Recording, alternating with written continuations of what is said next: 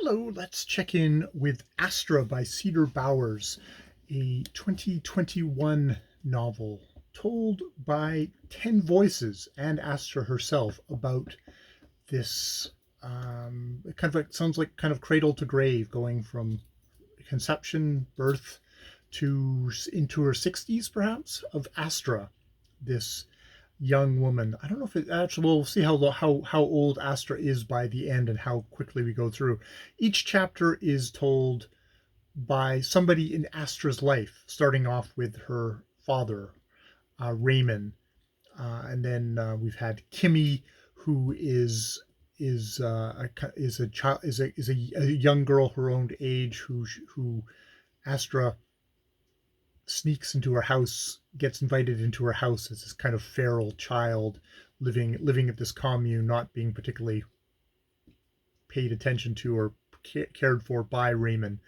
Chapter 3 is Clodagh, who is a woman who was, as a young woman, was a member of this commune, which is somewhere around the interior of British Columbia, because it's Barkerville, so it's kind of 100. I know my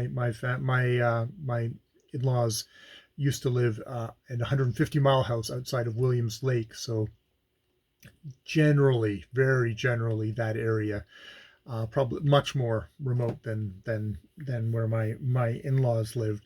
Um, she comes back with her child Freedom, a boy who she had at the commune and is now about to go off to university, and that's the latest chapter that I've done, and I've just started chapter 4, Brndn, which looks like it's Astra having left the commune, probably having not gotten along with Clodagh, is working at a is got a is getting a job from this guy Brndn, who sells young men's kind of hip men's clothing, who want to dress like rappers and stuff like that.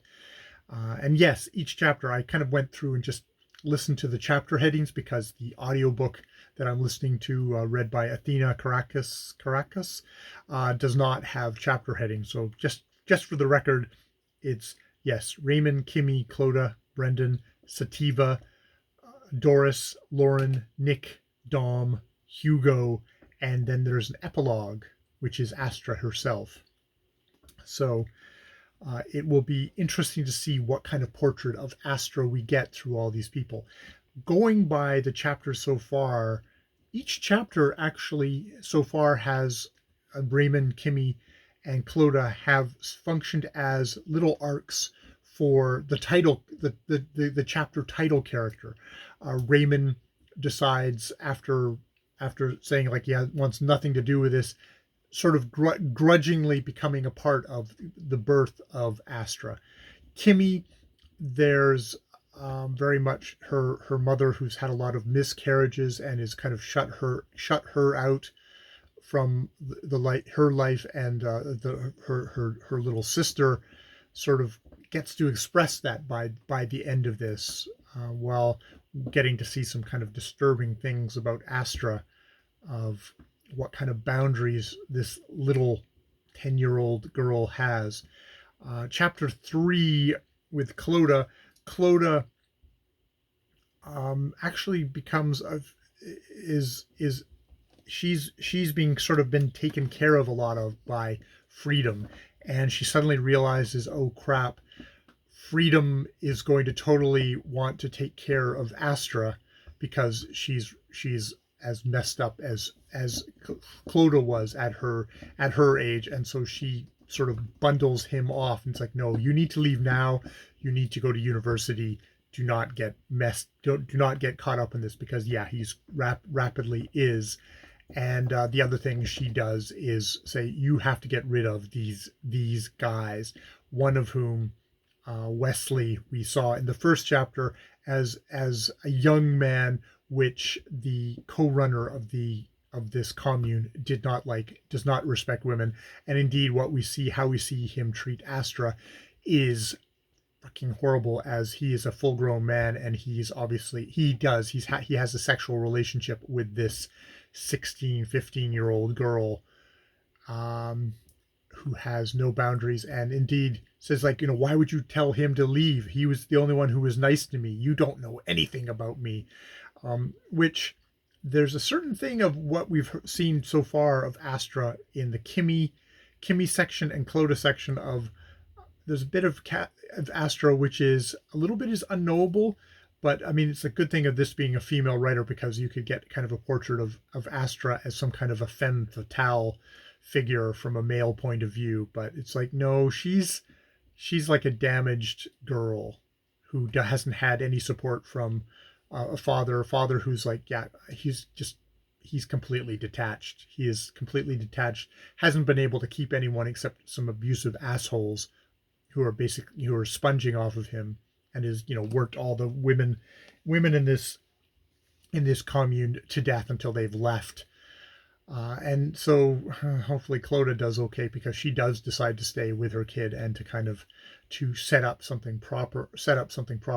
Can she do that, or will there's definitely a thing of kind of the misogyny going through here, which especially that's just an ingrained thing in our society still very much, that the but these communes with a lot of men talking about free love and freedom, and that often comes with absolutely zero awareness of all the male privilege, all the guys getting to do whatever they want to females, and females having to do all the work and support everything, and it being the opposite of freedom to to the females in a commune system. And there's also this interesting thing of just Raymond's absolute abdication of making any decisions. Clodagh remembers saying, like, I think Astra should come with me. You're not obviously not taking care of her. Let me take her to the city. She can kind of visit here in the summertime. And he thinks about it for a second, and then he pulls out his motherfucking dice, which is how he makes all his decisions, by not making them, by letting the dice making them, and rolls the dice, and it comes up and says, oh, I guess she's supposed to stay here. And it's like, wow, you're just going to leave it up to chance, what's going to happen to this little creature, this little girl who is baby girl that is under your supposed care. And that's how Astra is raised. So now Astra is apparently, we've just started in chapter 4 with Brndn, who seems to be, a lot of his stuff coming through his thing seems to be a very kind of manipulative. At first he's viewing Astra as a customer, perhaps as also maybe as a female to seduce. And there's a lot of the kind of the sales, a lot of the sales stuff could also be pickup artist bullshit, where it's how do I manipulate women to do what I want them to do, sort of bullshit.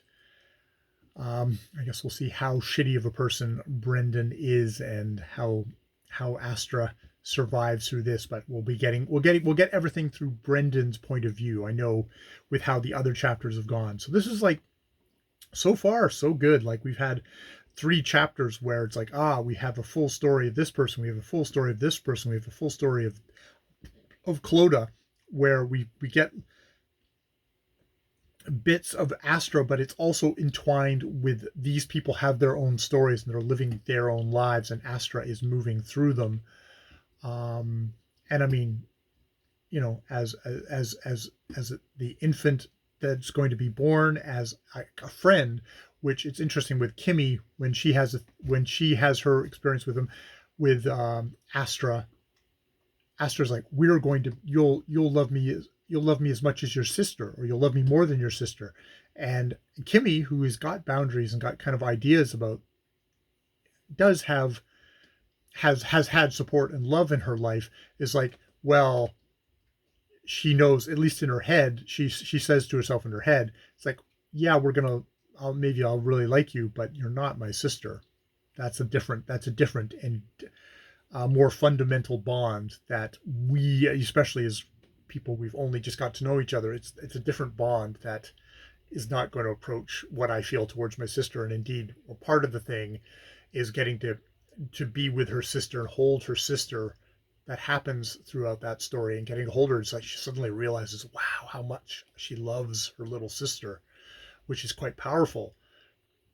So yeah, really good story things. And Clodagh gets to realize sort of being a good mother in her story, and sort of attempting to mother Astra, and Astra not reacting well to that, because I don't think because Astra's never had a mother, and is attracted to shitty asshole men because that's what her father is a shitty, distant asshole man who uses her.